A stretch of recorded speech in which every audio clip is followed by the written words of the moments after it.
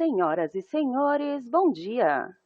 Obrigada por aguardarem e sejam bem-vindos à teleconferência para analistas e investidores da MRV sobre os resultados do segundo trimestre de 2022.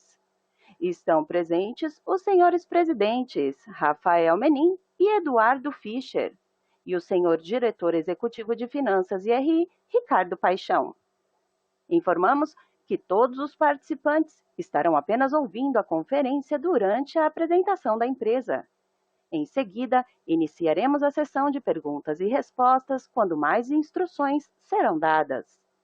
Caso algum dos senhores necessite de alguma assistência durante a conferência, queiram, por favor, solicitar a ajuda de um operador digitando *0. Agora, gostaria de passar a palavra ao senhor presidente, senhor Rafael Menin. Por favor, senhor Rafael, pode prosseguir. Bom dia, obrigado mais uma vez por estarem no nosso call de resultados. A gente falar aqui do segundo TRI de 2022.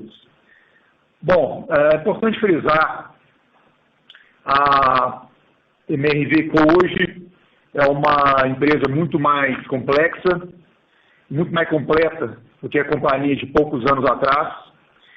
Hoje a gente atua em várias avenidas, quer dizer, não só de atuação, mas de crescimento, né, que tem trazido uma resiliência super importante para a empresa. Eu vou começar com o que está indo bem, depois a gente fala um pouco da divisão que a gente tem que trabalhar muito para melhorar. Vou começar pela Resia, né, recentemente a gente mudou o nome da HS para Resia. A Resia, por vários aspectos, demografia, o produto, que é o nicho de mercado que a gente escolheu atuar no mercado americano, os 3 estados que a gente atua, o nosso modelo construtivo, enfim, são várias variáveis que fazem com que a gente tenha hoje um produto altamente competitivo, com uma demanda gigantesca e que tem tido, no fim do dia, um retorno superior ao que nós tínhamos colocado no nosso plano de negócios quando a Resia foi adquirida aí no ano de começo de 2020, né? Então a gente está muito otimista com essa companhia. A gente tem certeza que a Resia terá cada vez mais um efeito positivo no balanço, nos principais números da MRV Co. Como já dito anteriormente, a gente ambiciona chegar a uma operação de 12 mil unidades por ano, né, a partir do meio dessa década, estamos falando aí talvez em 4 anos, alguma coisa assim, atingir um patamar super importante, mas num mercado que é muito, muito grande, né, eu já disse isso aqui algumas vezes, só nos 3 estados que a gente atua, é um PIB de 3,5 trilhões de dólares, que é mais ou menos 2 vezes o PIB brasileiro, né, e habitação, sem dúvida nenhuma, é a maior dor social americana. A classe média tem tido muita dificuldade em comprar casa, em alugar também, né? A locação subiu muito, e a Resia, sem sombra de dúvida, é uma solução que tem funcionado muito bem e com uma aderência enorme a esse atual momento, e olhando para frente também, a Resia tem um futuro, ou um mercado a ser explorado muito, muito grande. Bom, falando de Brasil, eu vou começar pela Urba, que é uma empresa ainda pequena, né, que vem ganhando tração a cada ano. Se a gente olhar para trás, a gente tentou ir a mercado há aproximadamente 2 anos atrás, e de lá para cá, tudo que foi colocado no plano de negócios aconteceu. É uma empresa que vem dobrando de tamanho todo ano. A gente vai ter também um segundo semestre muito forte, muitos lançamentos muito bons. O modelo de negócios tem se aprimorado, a margem bruta da companhia continua muito boa. A gente tem conseguido, diferente das empresas do setor, antecipar a carteira, descontar recebível. Isso muito em função da nossa capacidade de conceder crédito, mas também da qualidade dos produtos entregues. Então, é uma operação com uma ótima qualidade, e também será uma companhia com crescimento exponencial daqui para frente, né? Ela cresceu exponencialmente nos últimos 3 anos e continuará crescendo exponencialmente nos próximos anos. Certamente será uma empresa muito maior daqui a 3, 4, 5 anos. Em relação ao SBPE, ao funding SBPE, nós temos hoje 2 marcas. Uma é a Class, que está debaixo do guarda-chuva MRV, e a outra é uma divisão que a gente criou fora do guarda-chuva, que é a Ascensia. As 2 empresas têm crescido também, a gente tem um pipeline importante de lançamentos neste ano. Também vamos experimentar um crescimento próximo de 100%. Ano que vem a dinâmica é muito parecida. Né? Obviamente tem um efeito de curto prazo com juros um pouquinho mais alto, mas como o que a gente faz é sempre olhando para os próximos 5, 10 anos, a gente tem certeza que essas 2 marcas, né, vão trazer uma força, uma complementariedade ao nosso portfólio e vão aumentar a resiliência e nosso potencial de crescimento, né, o potencial de crescimento da MRV &Co. Então, tenho convicção que foi uma estratégia acertada e é muito possível que a gente faça um número bastante grande, que essas duas marcas somadas tenham um tamanho muito relevante no mercado de média renda no Brasil. Bom, e por fim, falando da MRV, que é o nosso produto que a gente faz há tantos anos, um produto muito padronizado, muito industrial, né? Com uma demanda que eu diria infinita no mercado brasileiro. Esse foi o que mais sofreu, é o que fez com que nós tivéssemos capital para poder investir em Resia, para poder investir na Urba, para poder investir na Lugo, que eu não falei da Lugo, mas outra companhia que também está crescendo muito e praticamente dobrando todos os anos, né? Mas o que permitiu a gente ingressar nessas novas avenidas foi a MRV, que sempre teve um desempenho muito diferenciado em relação ao resto do mercado. Se a gente pegar aí o ano do IPO em 2007, de 2007 a 2020, a gente teve um desempenho sempre muito bom, estável, a empresa sempre foi um relógio, né? Gerou caixa durante 5 anos consecutivos, aproximadamente, né? Isso permitiu com que a gente pudesse, naquele momento, recomprar, aumentar dividendo, alocar capital na Resia, alocar capital na Urba, alocar capital na Lugo, na Ascensia. Foi de enorme importância para a MRV &Co. E neste momento atual, se a gente olhar a fotografia do momento, é a divisão que está sofrendo mais, né? A explicação mais fácil é a inflação. É claro que a inflação afetou brutalmente a nossa operação, né? Haja visto que o programa ele não foi atualizado, a gente, de fato, repassou preço numa velocidade muito mais lenta do que essa inflação de aproximadamente 30% no começo de 2020, né? Logo após aí a pandemia, do começo de 2020 até agora, a gente viu o INCC de 30%, 32%, 33%, que é algo brutal, e a gente não conseguiu repassar preço na mesma velocidade. Mas é importante fazer uma meia-culpa. A gente poderia ter sido mais rápido no aumento de preço. É claro que tem um problema também que quando você faz o repasse com o banco dele para frente não tem mais correção, né? E aí aquela safra de 2020, a gente foi muito agressivo comercialmente, não tem o que fazer. Mas eu não tenho nenhuma dúvida que no ano passado, né, a gente já observava, já sabia que a inflação ela foi forte. A gente deveria ter sido mais agressivo em repasse de preço. A gente repassou o preço numa velocidade bem mais lenta do que a inflação. E estamos vendo aí a margem bruta abaixo de 20%, a margem bruta ex-juros, 22% aproximadamente, que é um número ridiculamente baixo, né, muito diferente da nossa qualidade operacional histórica, né? De novo, certamente a MRV foi a empresa, se a gente pegar de 2007 a 2020, durante 13 anos, foi a empresa com a melhor qualidade operacional disparado do setor. E nos últimos 2 anos, e mais fortemente nos últimos 12 meses, né, com essa margem bruta muito ruim de aproximadamente 20%. Né? O que a gente fez nos últimos meses é aumentar a velocidade de repasse de preço, o que está acontecendo, né? A gente colocou no release, no mês de junho, no final do trimestre, a margem bruta de novas vendas foi uma margem bruta já de 25%, de novo, uma margem bruta com juros. Ex-juros, essa margem vai para aproximadamente 29%, ainda longe do que a gente acha saudável, né? Mas a gente produziu várias safras de venda, uma margem de aproximadamente 20%, que é muito, muito ruim, e que está passando pelo nosso DRE, né? E que vai passar pelo nosso DRE por alguns bons trimestres.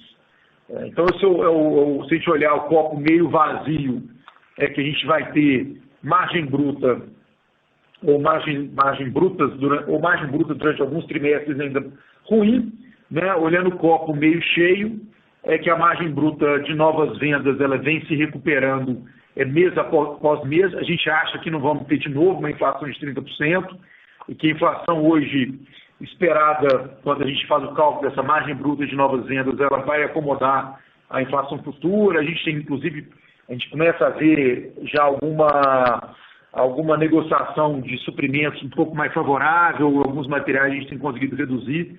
Então, a gente acha que a nossa inflação futura, ela acomoda bem o que vai acontecer. Eventualmente tem até algum conservadorismo, né? Eu acho que não é o momento da gente mudar essa mentalidade. A gente tem que ser um pouco mais conservador em relação à inflação futura e trabalhar muito em eficiência, em negociação de fornecedor, para que, eventualmente, né, essa inflação embutida para calcular a margem bruta de novas vendas tenha alguma surpresa positiva. Mas isso é para a gente olhar daqui a alguns trimestres. É preferível a gente trabalhar aí com algum conservadorismo, né? Então, voltando a essa meia-culpa, eu acho que a gente poderia ter sido mais agressivo, mas o momento é de olhar para frente, né, e aproveitar que o programa foi atualizado, muito aquém do que deveria ter sido, porque a inflação no período foi de 30%, e o que foi habilitado até agora nos permite um aumento de preço de mais ou menos 10%.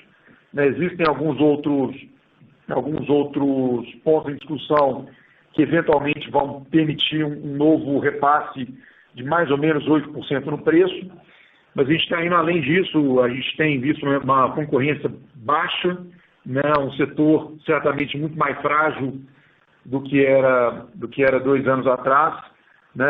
E a MRV, como a principal empresa do setor, como a principal marca do setor, isso tem nos permitido repassar preço acima da inflação.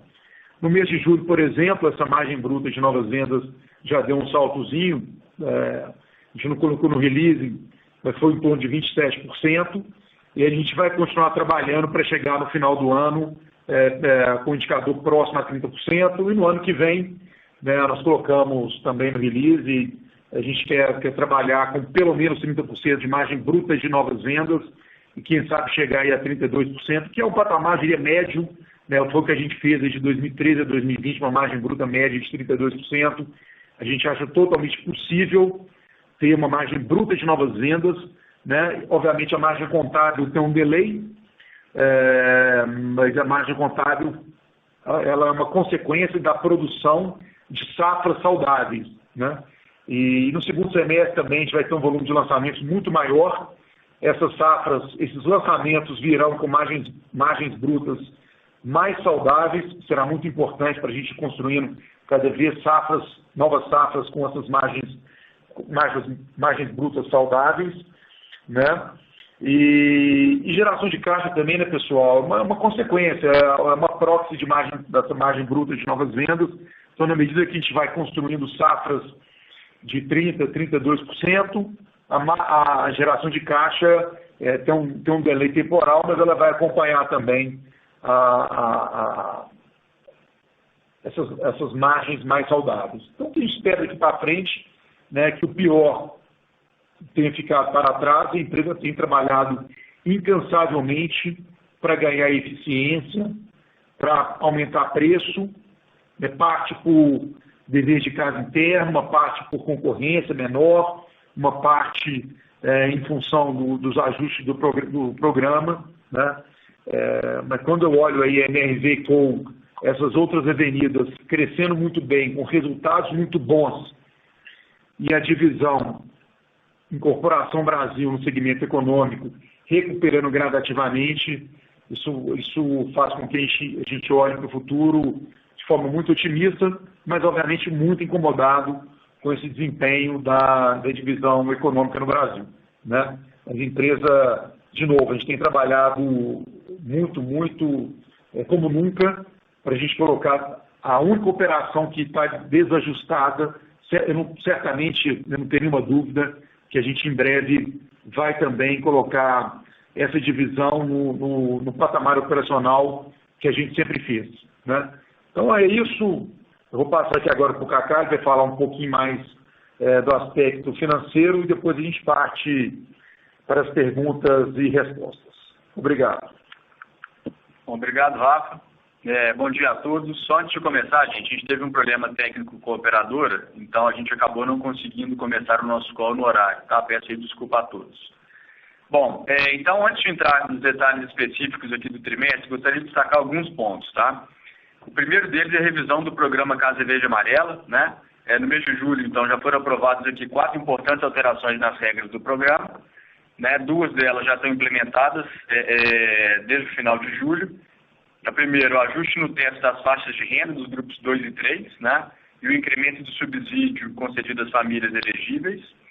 Tá? 2 outras movimentos importantes aqui estão para acontecer e a gente deve aproveitar desses movimentos, né, no full aí, no quarto trimestre de 22, tá? Expansão do prazo máximo de financiamento de 30 para 35 anos e o outro que a gente apelidou carinhosamente de FGTS consignados, né? Que é uma regra que permite a utilização dos 8% depositados mensalmente na conta de cada trabalhador do FGTS para auxiliar na compra do imóvel.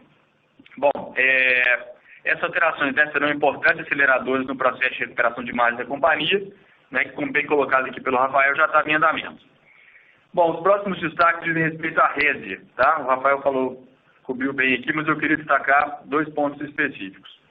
Na página 5 do release, né, a gente destaca a evolução em mais de 60% dos projetos em construção e estabilização, né, fechando aqui o segundo TRI em 1,6 bilhão de dólares, tá? Quase 9 bilhões de reais.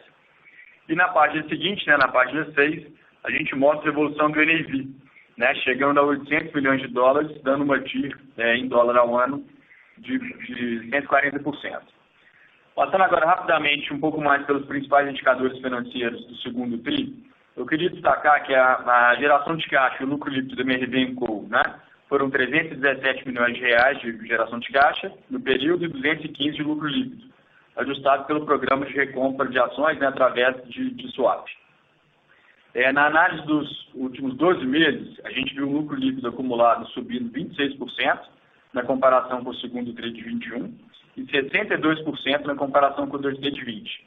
Tá? Isso aí tudo posto, a gente alcançou um ROI, né, um ROE, nos últimos 12 meses de 14,1%. Bom, era isso que eu queria falar aqui na abertura. Vamos passar agora para a sessão de perguntas e respostas. Obrigado. Obrigada. Iniciaremos agora a sessão de perguntas e respostas. Caso haja alguma pergunta, queiram, por favor, digitar *1. E nossa primeira pergunta vem de Gustavo Cambaúva, BTG Pactual. Oi, pessoal, bom dia. Eu queria perguntar em relação, primeiro, à margem bruta, né? Vocês comentaram dessa margem já, talvez, vislumbrar uma margem acima de 30%. A minha dúvida é se essa margem ela já vamos dizer assim, considerando todas essas mudanças que vão ser implementadas, né? Do FGTS consignado, do aumento de prazo, tudo, se já colocando isso tudo, que vocês veem a margem de 30%, ou se vamos dizer assim, como o programa está rodando agora em agosto, que vocês já imaginam que a margem chegue em 30%, só para confirmar esse ponto. E aí a minha segunda dúvida é que o Rafael até comentou na abertura dessa questão de que já vê alguns custos, vamos dizer assim, começando a melhorar. Eu queria, Rafael, se possível, se você pudesse falar um pouquinho o que exatamente assim que você está vendo, quais linhas aí talvez de material que você está vendo alguma melhora, ou se de fato tem alguma questão de eficiência, de mudança de processo construtivo também, que vocês estão enxergando alguma melhora e quanto que é isso aí, vamos dizer, quanto você pode quantificar um pouco o que tem do lado de custos de melhora. Obrigado, bom dia. Ô, Salvo, tudo bem? Bom dia, o Fischer aqui. Vamos lá. Em relação à margem bruta, né? Obviamente o que a gente coloca como 30% considera uma meta interna nossa e a nossa jornada de recuperação de margem basicamente via preço, tá? E ela não considera uma série dessas medidas. Como que a gente enxerga essas medidas? Né? Elas, obviamente, nos darão capacidade de continuar essa jornada de precificação, né? Só para complementar uma coisa que o Rafael falou na abertura aqui, a gente, obviamente, talvez tenha sido um pouco conservador no momento de iniciar a subida de preços, porque claramente a gente tem uma companhia muito grande, a gente tem um receio natural do impacto na liquidez à medida que você sobe preços, né? E a gente foi se sentindo cada vez mais confiante ao longo desses últimos meses e trimestres de que a gente foi fazendo isso e a liquidez permaneceu. Esses movimentos de agora nos dão muito mais segurança de que essa contínua adequação dos preços ela pode continuar sem um impacto de liquidez ou até melhor, com um impacto positivo em liquidez por conta da affordabilidade melhorando, né? Então, respondendo diretamente, esses 30% desconsideram esses movimentos que estão acontecendo agora, mesmo porque alguns ainda não estão aplicados aí. Então, eventualmente, o que a gente pode enxergar olhando para frente é uma capacidade de atingir esse número mais rapidamente, é o que a gente sempre vai mirar, e na outra ponta, uma liquidez que pode crescer. Então, a gente ainda está testando os impactos desses movimentos na prática. Tá? Que, como você sabe, uma parte deles entrou agora, no final de julho, e uma outra parte ainda nem foi aplicada. Tá? Em relação aos custos, segunda pergunta, né? O que a gente enxergou ao longo, especialmente desse último trimestre, foi uma estabilidade nos custos. A gente teve um movimento importante que acontece nessa época do ano, que é o dissídio, especialmente em São Paulo, né? Que veio pesado por conta da inflação, né? A gente, obviamente, já colocou esse input nos nossos orçamentos, né? E, ao mesmo tempo, na outra ponta, que é a ponta que mais trouxe impacto para a gente ao longo dos últimos 18 meses, que são a linha de materiais, a gente vê, sim, uma estabilidade e alguma queda em alguns pontos. Estabilidade importante em alguns custos que são muito relevantes para a gente, nominalmente aí, aço e concreto, tá? E queda em alguns que são importantes também, mas não tão pesados, PVC, insumos relacionados a cobre, né, cabeamentos, etc. Então, a gente vê um comportamento um pouco mais estável, especialmente no último trimestre, tá? E se isso permanecer, que é a nossa visão, tá? Eu não consigo enxergar no futuro uma inflação do jeito que aconteceu, a gente está enxergando uma estabilidade até uma queda, então a gente está mais seguro do que a gente está bem protegido nessa margem de novas vendas que a gente colocou por conta da inflação futura considerada, como o Rafael até falou no início. Bom, eu espero ter respondido essas duas perguntas, Gustavo. Tá ótimo, Fischer. Obrigado, bom dia. Nossa próxima pergunta vem de Pedro Ragnal, Credit Suisse. Oi, pessoal. Bom dia a todos. Obrigado pela apresentação e pelas perguntas. Do meu lado aqui são duas. A primeira delas, eu queria que se vocês pudessem compartilhar como é que vocês estão enxergando dinâmica de competição. Porque, assim, eu entendo que ao mesmo tempo que a gente vem nessa toada de ganho de market share dos players mais estruturados, ao mesmo tempo a gente vê, assim, acho que quase todas as empresas convergindo para as mesmas faixas de renda e para unidades com preços similares. Então, se vocês pudessem, assim, compartilhar um pouco o que vocês estão enxergando de competição e até que ponto vocês imaginam que, assim, seja possível continuar aumentando o preço sem perder VSO. E a segunda pergunta é em relação ao avanço das obras e ao receitamento. Assim, pelos dados operacionais que vocês compartilharam, acho que deu para perceber que teve uma queda nas unidades produzidas. Se vocês pudessem dar um pouco mais de cor sobre o que explica essa queda, se talvez foi um POC um pouco mais lento ou um ciclo construtivo um pouco mais lento, mais devagar também. Do meu lado era isso. Obrigado.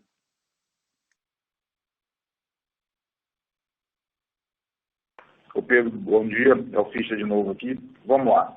Em relação à competição, de fato, a gente vê os players os maiores convergindo para uma faixa de renda mais alta, né? Isso acho que é um efeito natural dessa pressão de custos e da capacidade de renda das famílias mais pobres, mas isso acontece muito em determinadas praças, né? Especialmente as maiores, São Paulo, Rio, Belo Horizonte. A hora que você vai para um porte de cidade menor, né, você vê isso em uma menor quantidade. O que você vê aí é, de fato, um enxugamento da competição. Né? Toda essa pressão de custo, toda essa dinâmica que a gente vem falando, ela afeta muito mais duramente o competidor médio e pequeno. Então, o que a gente está enxergando nesses mercados é, de fato, um enxugamento contínuo da competição. E, na nossa visão, esse retorno ele tende a ser lento, porque o processo de aprovação, de compra, de legalização, de colocar um produto na prateleira efetivamente, ele é longo, né?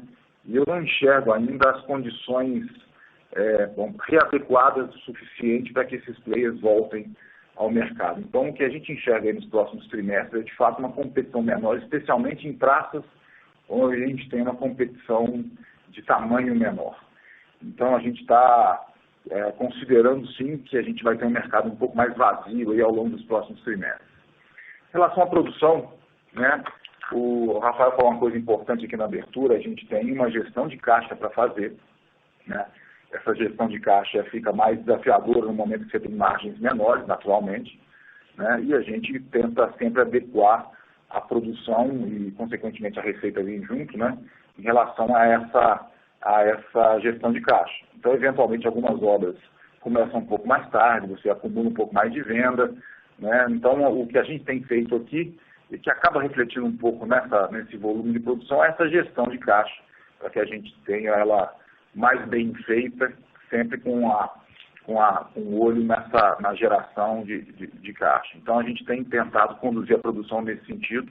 Obviamente, à medida que a venda sobe, que é a perspectiva que a gente tem, ela fique mais rápida, ela habilita que a produção também acompanhe. Então, é um outro dado que a gente sempre está atento e que pode mudar essa velocidade aí para os próximos trimestres. Tá? Espero ter te respondido aí, Pedro. Tá ótimo. Obrigado, Fischer. Bom dia. Nossa próxima pergunta vem de Igor Altero, XP. Oi, pessoal. Bom dia. Obrigado pelas perguntas e pela apresentação. Duas aqui do meu lado. Primeiro, se vocês pudessem dar um update da Resia, né, sobre de capitalização, né, como é que estão as discussões, a cabeça de vocês com valuation, né, se tem mudado. Esse é o primeiro ponto. E o segundo ponto é com essa atualização, né, que a gente teve mais recente aí do Casa Verde e Amarela, a ideia de vocês acelerar o máximo possível agora, né, de lançamentos aí para aproveitar, né, essa melhora de affordability, consequentemente um aumento de preço, onde você vai conseguir ter margem maior, ou ser um pouco mais cauteloso aqui, focando mais na questão, até na linha que vocês estavam falando um pouco antes desse update aí, né, que era reduzir um pouco o tamanho da operação, né? Então eu queria entender um pouco como é que está a cabeça aí depois desse update mais recente. Obrigado.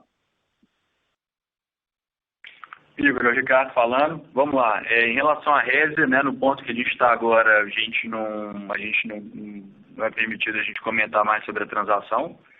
Tá? Então, vou ficar te devendo isso aí. E assim que tiver alguma coisa para a gente poder reportar para o mercado, a gente vai usar os meios de comunicação aqui para a gente poder falar. Tá? Bom, em relação ao lançamento, o que a gente está vendo? Né? Você tem razão. Na verdade, a gente vai acelerar bastante, né, os lançamentos agora no segundo semestre. Tá? Bom, no primeiro semestre, meio lógico, né? A gente estava com margem mais apertada, a conta não estava fechando para todos os empreendimentos, não na rentabilidade que a gente gostaria.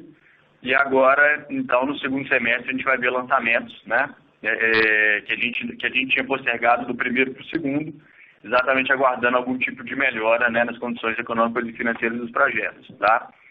Então, a gente vai ver um lançamento no segundo semestre bem superior ao que a gente viu no primeiro, tá? Aumentando, então, nosso grau de confiança, né, em relação à rentabilidade que a gente vai conseguir alcançar. Né? Essas mudanças do programa, elas não só permitem um aumento de preço, como também elas colocam muito mais gente no jogo, né? A gente consegue, através, né, dessas alterações, uma melhora da capacidade de compra. Melhorando a capacidade de compra, entram mais clientes, né, mais potenciais clientes compradores de imóvel. Tá? Então, baseado nesses dois fatores aí, a gente sim vem com um lançamento bem mais forte no segundo semestre. Tá ótimo, Kaká. Obrigado. Obrigado, pessoal. Bom dia. Obrigado a você. Nossa próxima pergunta vem de Fanny Orengue, Santander. Oi, bom dia, pessoal. Obrigada por pegar minha pergunta. Eu tenho duas perguntas. Primeiro, uma pergunta mais simples, só com relação à premissa, né? O Rafael comentou que vocês estão sendo bastante conservadores com relação à premissa de inflação futura. Queria ver se vocês podiam dividir com a gente a premissa que vocês estão usando atualmente, né? E como é que se compara com o que vocês usavam anteriormente. E minha segunda pergunta voltando ali para a HS, vocês podem passar um pouquinho para a gente como é que vocês estão vendo a velocidade de locação de projetos na HS, né, dado o cenário macroeconômico mais complexo nos Estados Unidos, e também perspectiva de yield on cost, uma vez que imagino, dado toda a redução, né, de novas casas sendo construídas no mercado como um todo, né, se vocês estão começando a ver um cenário mais benigno aí para yield on cost. Seriam essas minhas perguntas. Obrigada. Tá, Fanny, o Kaká falando, vou te responder primeiro, depois eu passo para o Rafael falar sobre velocidade de locação na rede, tá? Então, inflação futura, né? A gente tem colocado 8% de inflação futura, né, para todo ao ano, para o que vai incorrer ainda em 2022, tá? Essa foi a premissa que a gente usou, né, desde o início desse ano, tá? E nos anos para frente a gente está considerando 6%, tá? Nos exercícios anteriores, a gente considerava entre 4 e 5 de inflação futura, então a gente está sendo aqui um pouco mais conservador em relação à inflação. Tá? Obrigada. Bom dia, Fanny. Bom dia, Fanny. Rafael falando. Vamos lá, sobre a Resia. Locação. O que acontece, Fanny? Mercado americano, ele está passando por um momento interessante para a Resia. O primeiro aspecto, os juros para comprar casa, ele subiu muito. Recentemente ele teve uma pequena queda, mas ele subiu muito, né? Ele chegou a ser um juros abaixo de 3% e hoje está acima de 5%. Então a affordability caiu. O segundo aspecto é que o aluguel ele subiu muito em todos os segmentos, né? Subiu mais que a renda da população americana. E em alguns mercados, os mercados com maior migração interna, a produção de novos empreendimentos ela foi muito menor do que a demanda que foi gerada. Isso causou um desequilíbrio de oferta e demanda. Então esse é o cenário que a gente está passando hoje no sul do país.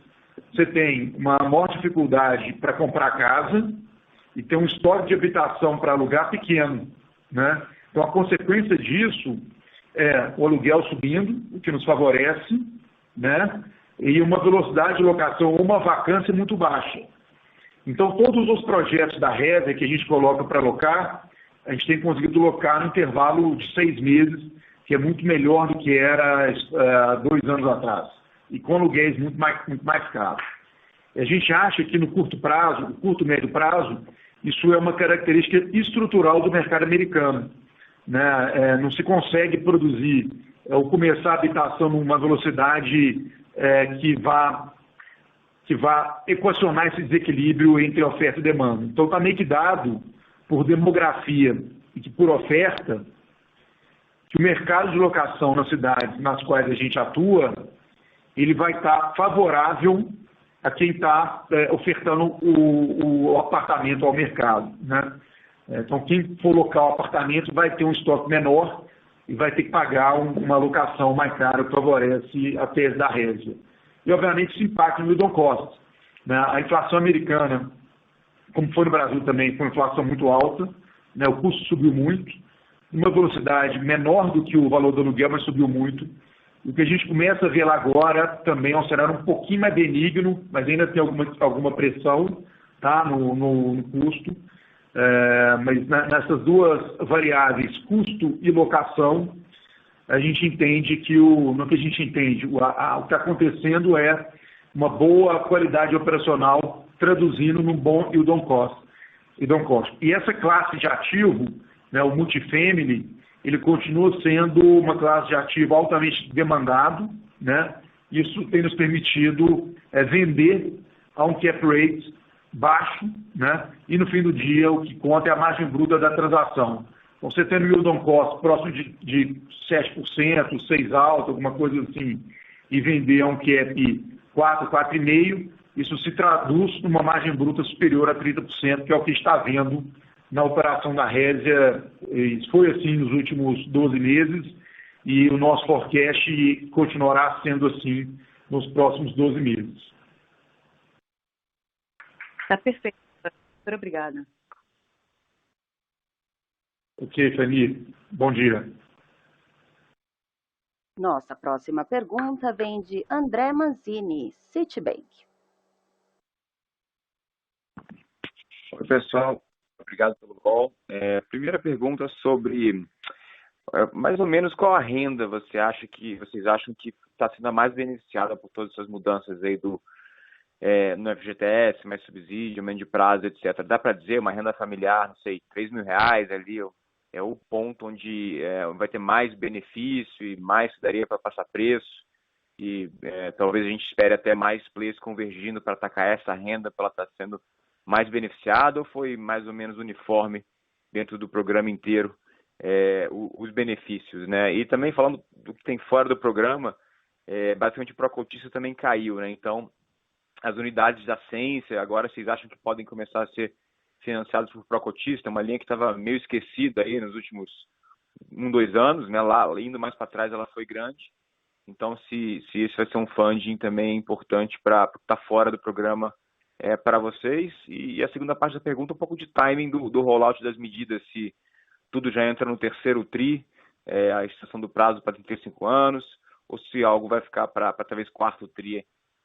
Tem a PL do microcrédito, né? Então não sei como é que é o rito de aprovação 100% dela. Consignado de FGTS, se é tudo terceiro ou vai ter alguma coisa empurrada para o quarto. Obrigado. O André, é o Fischer de novo aqui, vamos lá. Eu vou de trás para frente, tá?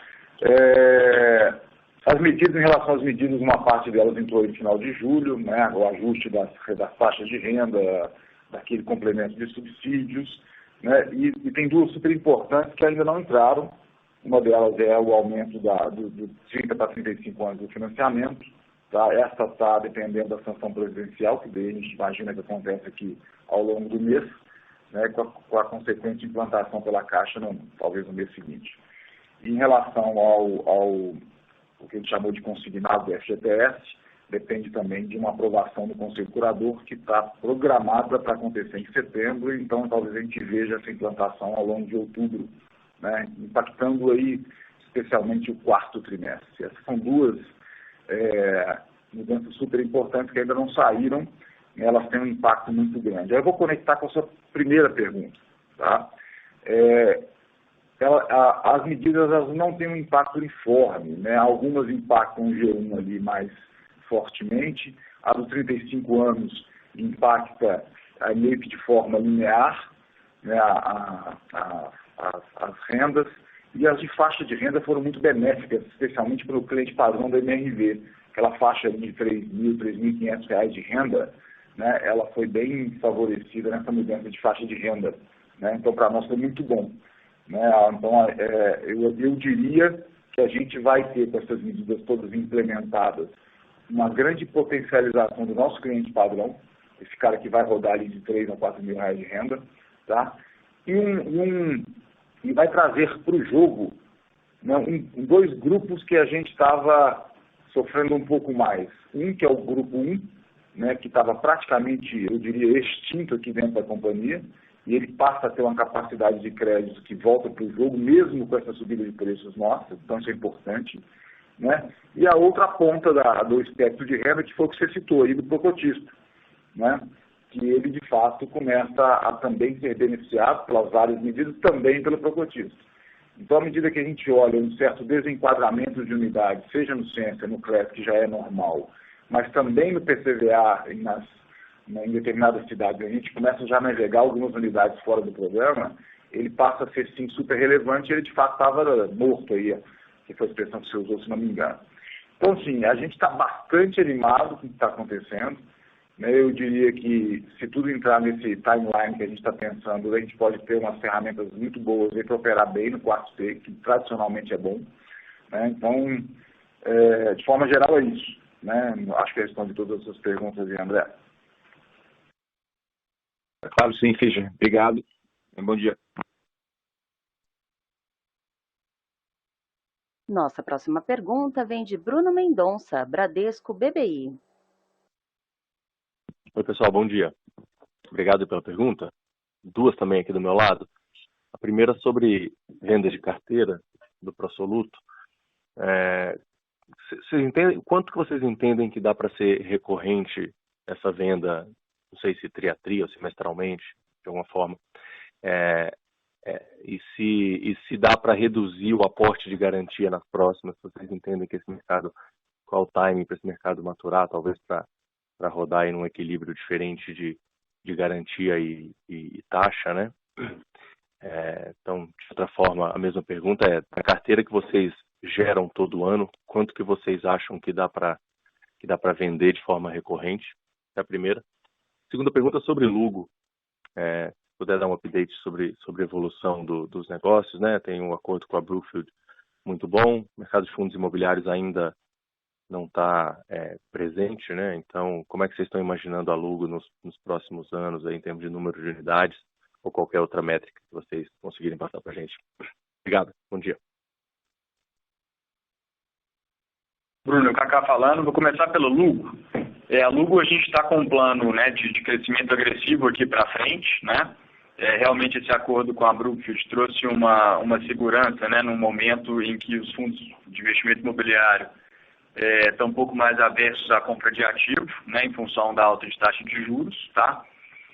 Então a gente está acelerando, né, a gente está conseguindo colocar mais projetos aqui no pipeline, comprando terreno e colocando mais projetos em desenvolvimento para poder construir e fazer mais projetos da Lugo aqui dentro dos próximos anos, tá? Então, na margem, vamos colocar assim, a gente está acelerando em relação ao plano inicial que a gente tinha aqui para os próximos 2 ou 3 anos, tá?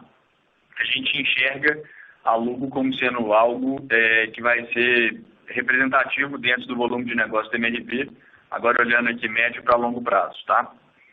Bom, em relação à venda de carteira, a recorrência da venda de carteira, o que a gente fez, tá? Nessa última operação que a gente fez, a gente teve uma preocupação de aumentar um pouco mais a base de compradores, né? A gente tinha feito a venda para um investidor específico em julho do ano passado, e agora nessa segunda tranche aqui de operação a gente conseguiu alocar 8 casos diferentes, tá? E mais um private placement depois. Então, acho que o ponto agora é realmente a gente conseguir ampliar esse mercado comprador de crédito, né?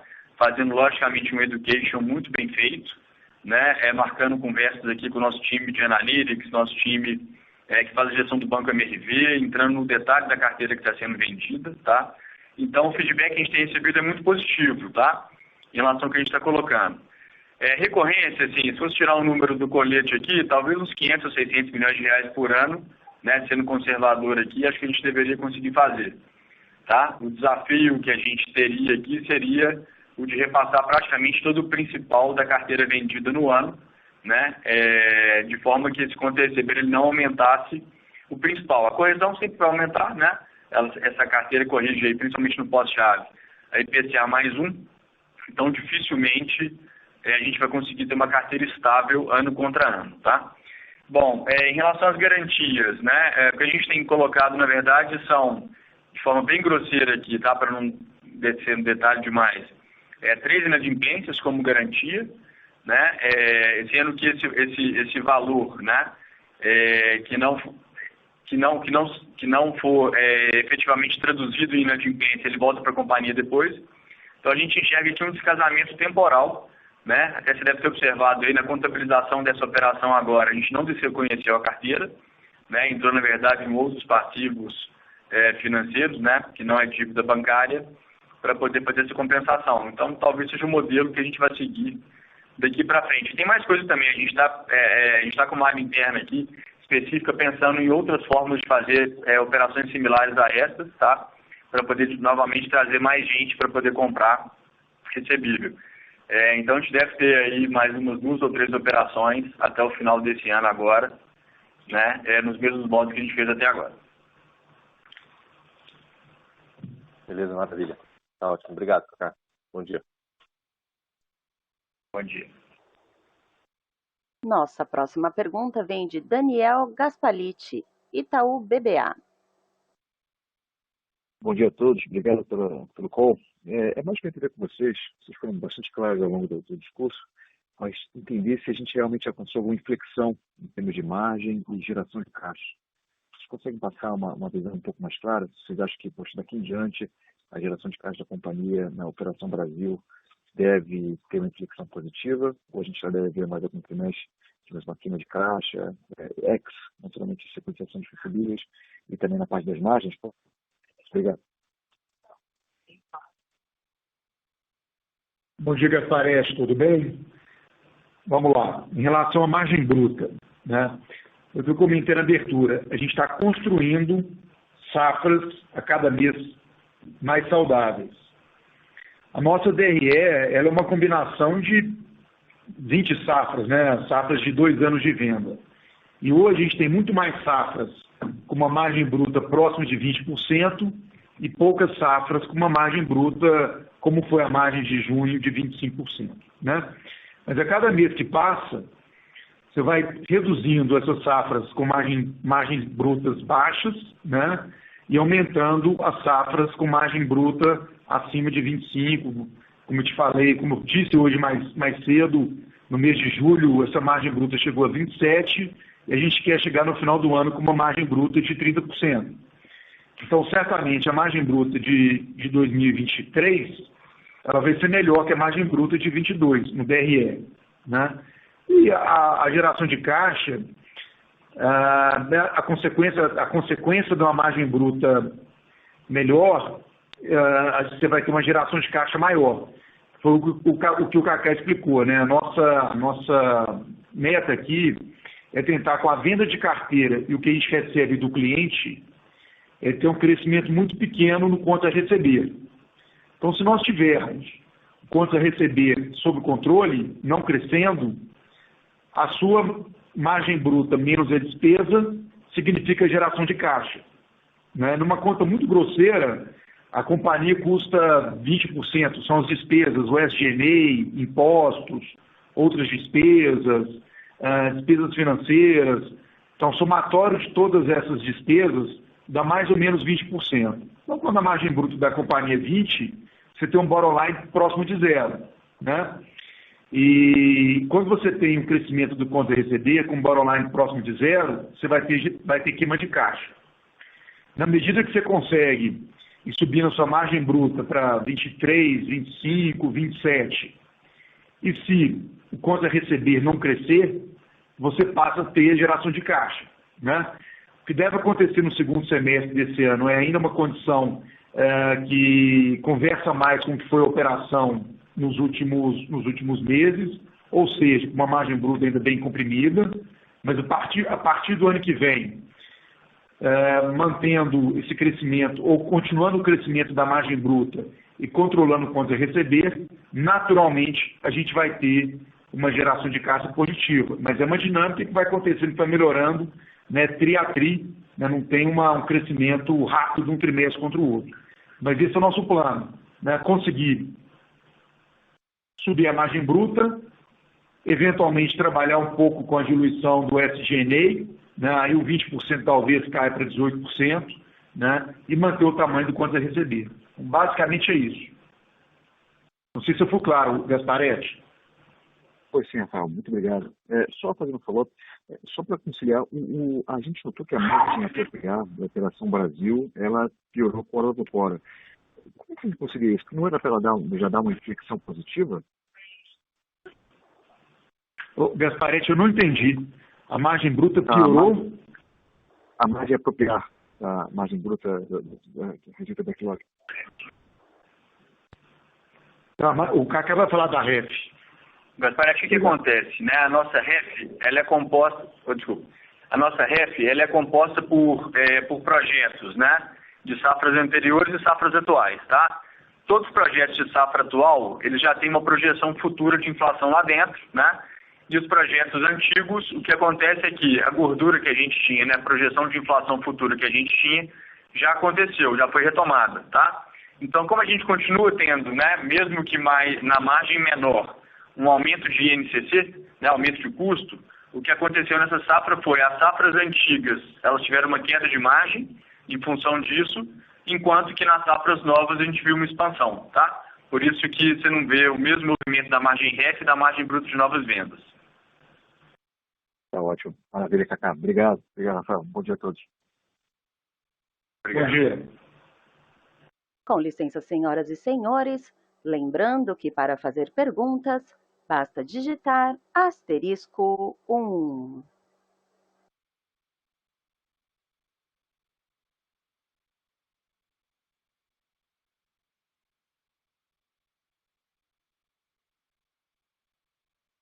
Encerramos neste momento a sessão de perguntas e respostas.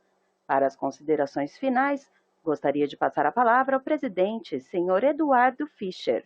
Por favor, senhor Eduardo, pode prosseguir. Bom dia, pessoal. De novo, obrigado pelo call. Eu vou só tentar dar uma conectada a tudo que a gente falou aqui. Mas antes disso, só voltar num ponto que a gente acaba não discutindo. Essa companhia, MRV & Co., que nasceu aí de forma prática alguns anos atrás, né, ela, nas suas diferentes avenidas, como o Rafael falou aqui na abertura, tem sido capaz de entregar crescimento e crescimento de lucro muito relevante. A gente não falou sobre isso aqui, mas a hora que você olha na primeira página da nossa apresentação, uma companhia que nos últimos 12 meses entregou 900 milhões de lucro líquido.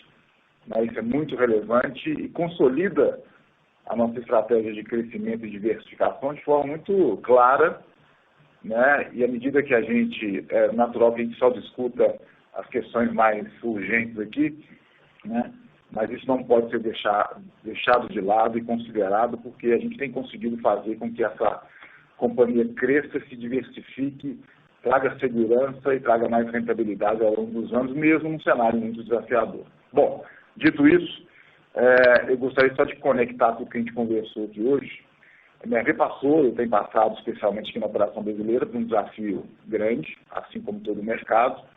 A virada de 2021 para 2022 foi um momento desafiador demais para nós. A gente tinha uma pressão de custos recorrente acontecendo, uma necessidade de reprecificação que começava mais intensamente, uma certa insegurança, eu diria, aqui na forma e nos resultados que a gente poderia entregar. E passados aí esse primeiro semestre, acho que está cada vez mais claro para toda a companhia, especialmente para os executivos à frente aqui, de que os movimentos feitos, não só pela MRV, mas pelo governo, pela Caixa Econômica Federal, ao longo desse primeiro semestre, nos dá muita segurança de que o que a gente está dizendo aqui, o que a gente está construindo ao longo desse primeiro semestre, vai estar cada vez mais claro que a gente está no caminho para poder entregar tudo isso que a gente está colocando. Então, uma mensagem de dentro da companhia aqui é, de fato, a gente está bem seguro de que esses movimentos todos feitos ao longo desse semestre vão nos colocar de novo no patamar de onde a gente estava aí ao longo desses últimos 42 anos, tá? Então, essa é a mensagem que eu gostaria de deixar a todos, né?